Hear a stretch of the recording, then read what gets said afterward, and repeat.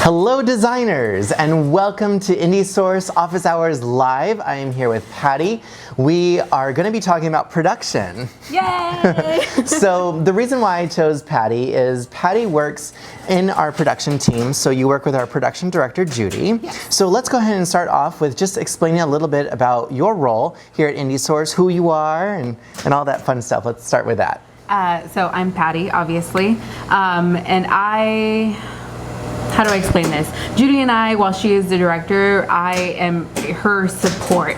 So anytime that a project manager gives us a new production job, like, okay, this is ready to go, I take the first steps in sending things to marking and grading. I order all the fabrics, all the trims, and I don't know how much everybody knows about that, but I guess maybe we can expand on that? Yeah, please do. Yeah. I mean, the thing is that I know you guys are designers, and here's the thing. We want to invite you at this time to go ahead and submit your questions. So if you guys have questions regarding the processes of production, if you guys have questions about going into production, this is your time to ask your questions. And again, if you have other questions outside of just production, I mean, let us know. We're here to answer anything. But it's just each week on the office hours, we want to explain a little bit of the process. So right now, we are in our sample development room. So this is kind of where the magic happens. So we have our seamstresses here. They are going to go ahead and help you create your development sample. So in that process, you are changing, the fabrics, and you're sourcing all that stuff. So yeah, go ahead and explain a little bit about that. Yeah, so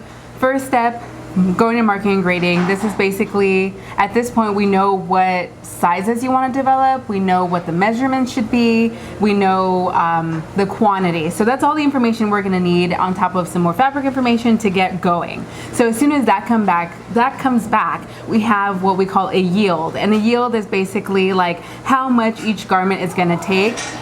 And it's an average on all those sizes so that we know what how much fabric to order, basically. So we put in the fabric order, and then we'll order what we call trims. And trims are anything else that'll make up this garment. So like buttons, zippers, elastic, anything like that needs to be ordered. And we can use the same yield to help us get all of that. And we'll also have certain yields like on the pattern card. So there's a lot of information that we need from the project managers to get everything going. So once all of that finally arrives, we make what we call a pre-production sample.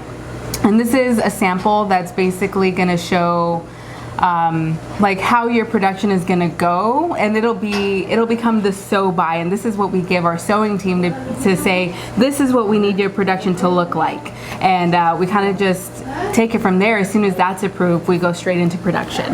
Gotcha. Yeah. And I think that that's obviously the step that you want to be in, after the whole development and everything, then you want to go into production. So then you'd be working with our production director and with Patty once everything has already been completed through the development phase, and then we move into the production phase. So you were talking a little bit about the trims and the fabric that we order. So can you explain a little bit about kind of our area? I mean, the fact that we're sourcing this also locally. Yeah, and that's the great thing about it. We don't, as all of you know, the coronavirus is happening right now, and it's stunting a lot of development from happening because everybody chooses to use import and chooses to get things from China. But because we source locally, we can actually keep on moving. We don't have to wait. We don't have to,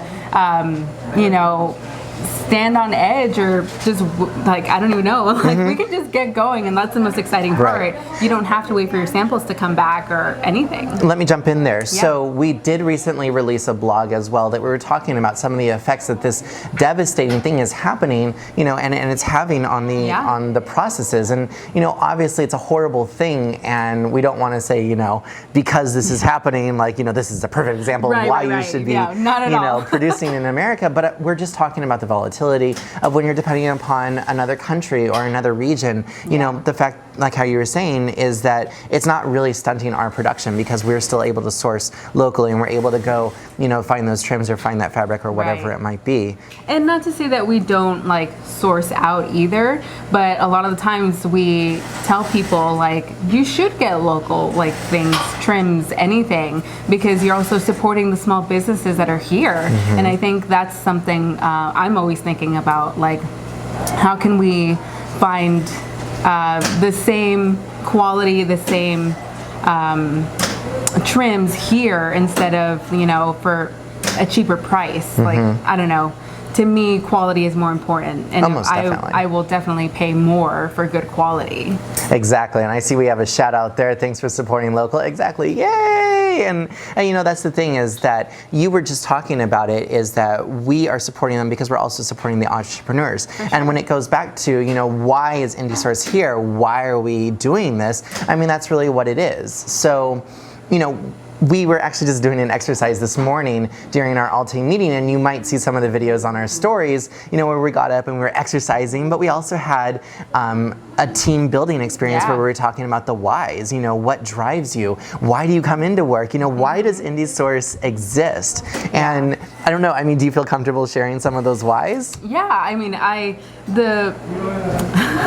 sorry, I'm just trying to get my thoughts together. So when Judy, our production director, first talked to me about like joining the IndieSource team, she told me we make dreams come true. And that really resonated with me, because as like someone who went to design school, who eventually wants to be a designer, have her own line, I want to help other people build that up, because I'm tired of mass market personally. I'm tired of the big corporations who are taking advantage and who are just putting out fast fashion, not caring about sustainability. That's something I am very passionate about. So I was happy to join the team to make these entrepreneurs like have their own successful business, and that's what resonates with me. But that's wonderful. I mean, you know, you couldn't have said it more perfectly. I mean, because we have all of our audience out there who are the entrepreneurs, who are the designers, and they want to believe that there is a place out there that you can come in and, you know what, you could create dreams. As you said, you could create magic. You just have to take that leap.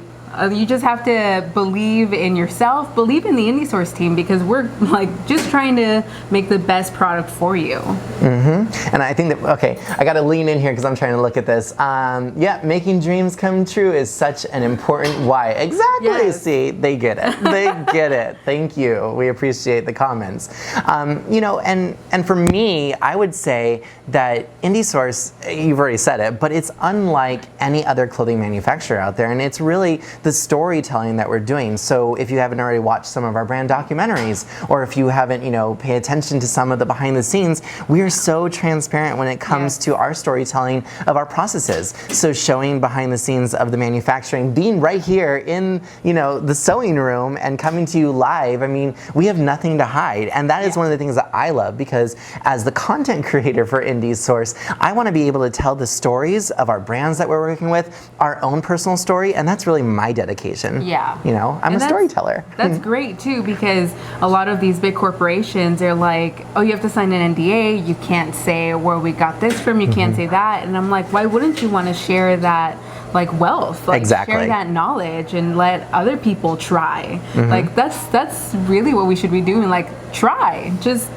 try. Exactly. Tell your story. Yes. And we recently were posting a couple of videos from our interviews at the Magic Trade Show, where we had asked a couple of the business coaches and entrepreneurs who are working with fashion designers about this very thing. And when it comes to behind the scenes and showcasing that, you know, brands are a little hesitant sometimes in wanting to post and showing that. They think that, you know what, oh, then I'm not going to be perceived as, you know, kind of the certain way that I want to be seen. And I think that just goes back to your own story brand. I mean, you know, what story are you trying to tell? Because if you really want to resonate with your audience, then you're going to open up. You're going to open up, you know, kind of the backstage door and show people, hey, I'm so proud to be producing locally in the United States. I'm proud to be here in Los Angeles. I'm proud, you know, for all of this. So yeah, and I think people want to see others' journey.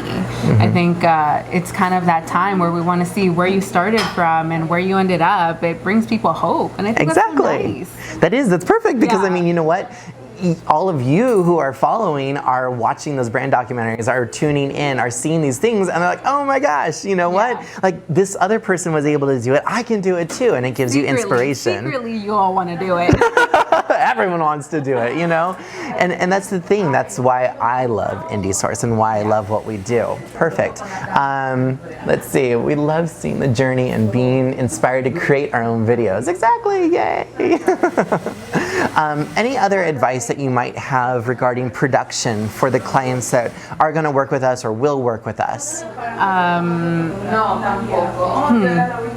So I say when you're building out your timeline for your product, always give yourself 1 or 2 weeks leeway, because production is like Murphy's Law. Anything that can go wrong will. So yes, I'm just being real.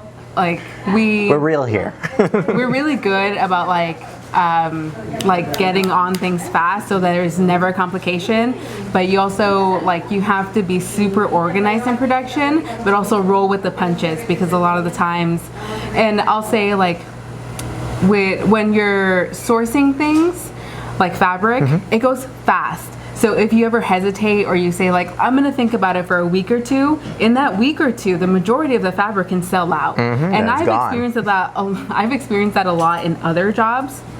Not here, which is great, but I always that's an emergency that we have to take care of immediately, because that is super important. So just give yourself that little time. Don't be super on a tight schedule, because that could kill you. Right. I mean, and we talked about this too in one of the recent blogs about the fact that, when you are planning out, it's great that you have an idea and you say, hey, I have, this plan to have the photo shoot, and I'm going to have my clothing ready by this time. I'm going to have this. But you know what?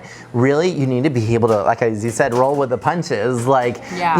Anything could happen, and to have that type of a leeway already in place, it's going to help you be successful as well. Because if you're too tied, and you're okay, I got to do it by this time, and I got to do this, and I got to do that, you're going to be stressing out. And then the creative process is going to be strained as well. Yeah. So you want to make sure to create the best possible product for your customers. Right. And ultimately, we should be having fun when it comes to producing these garments, because it is supposed to be fun. Clothing is supposed to be fun. It's so fun. I love it. Yeah.